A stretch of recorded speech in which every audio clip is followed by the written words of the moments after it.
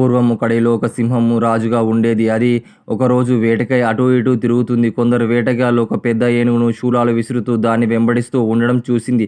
దారి లేక అది పారిపోతూ ఉంది. ఏనుగును ఎలాగైనా రక్షించాలనుకుని సింహం పెద్ద గర్జన చేసింది. వేటగాళ్ళు భయపడి అటూ ఇటూ పారిపోయారు. అప్పుడు సింహం నెమ్మదిగా ఏనుగు దగ్గరికి వచ్చి, భయపడకు, నిన్ను రక్షించాలని గర్జించాను, నిన్ను చంపాలని కాదు. నా గర్జన విని వేటగాళ్ళు భయపడి పారిపోయారు అని ధైర్యం చెప్పి వేటకై వెళ్ళిపోయింది. సింహం తనను రక్షించినందుకు ఏనుగు ఎంతో కృతజ్ఞత భావంతో నెమ్మదిగా సరస్సు దగ్గరికి వెళ్ళిపోయింది నీరు త్రాగడానికి. రాజైన సింహానికి మంత్రిగా, నక్క సేనాధిపతిగా పులి. ఒక నక్క మాటలు అంటే సింహానికి నమ్మకము, పులి మాటలంటే పట్టించుకునేదే కాదు. పులి ఎప్పటి నుంచో తనను రాజు కావాలని కోరుకుంది. అది నక్క దగ్గరికి చేరి, సింహాన్ని చంపించు, నిన్ను ఈ అడవికి రాజు చేస్తానని ఆశ చూపింది నక్కకు. పులి మాటలు నమ్మి సరే అంది నక్క. ఒకరోజు సింహం వేటకై వెళ్తూ ఉంటే నక్కను కూడా తీసుకువెళ్ళింది. సింహం బాగా వేటాడడం వల్ల దప్పిక వేసింది. దగ్గరలో ఉన్న పెద్ద సరస్సుకు వెళ్ళి నీరు త్రాగబోయింది. అదే అదునుగా నక్క, రాజా, ఆ నీరు త్రాగకండి, విషం కలిపారు వేటగాళ్ళు. ఇక్కడ దగ్గరలో చిన్న సరస్సు ఉంది, అందులో నీరు తీయగా ఉంటుంది, రండి అని నక్క తీసుకొని వెళ్ళింది.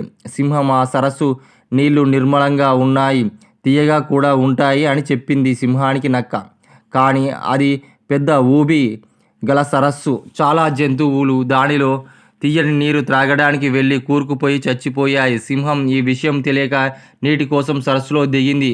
నెమ్మదిగా ఊబిలో కూరుకుపోయింది. సింహం ఇక చచ్చిపోవడం ఖాయమని సంతోషించిన నక్క పులి దగ్గరికి చేరి తనను రాజు చెయ్యమని అడిగింది. దానికి సింహంకు ఊబిలో ఎలా దించానో అని విషయాన్ని వివరించి చెప్పింది పులికి నక్క. ఆ విషయం తెలిసాక అక్కడ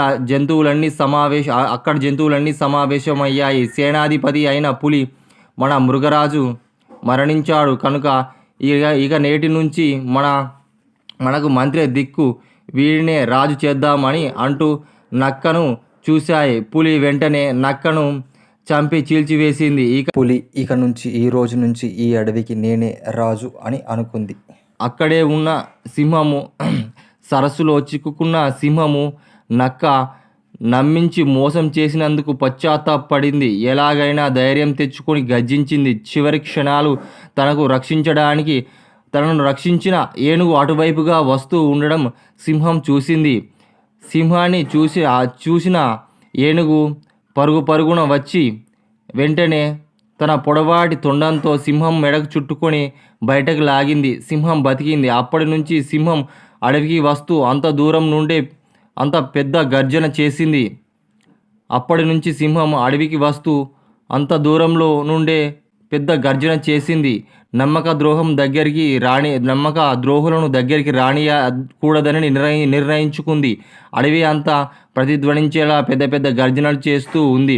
పులి గుండెల్లో రాయి పడినట్టయింది. జంతువులన్నీ తమ రాజు బ్రతికి వచ్చాయని సంతోషంతో గంతులు వేశాయి. పులి దుర్బల స్థితికి నక్క నమ్మక ద్రోహం తెలుసుకున్న సింహం అప్పటి నుంచి పులిని సేనాధిపతిగా తీసివేశాయి. ఏనుగును మంత్రిగా, సేనాధిపతిగా నియమించాయి. పులి మొహం చెల్లక అక్కడి నుంచి వెళ్ళిపోయింది.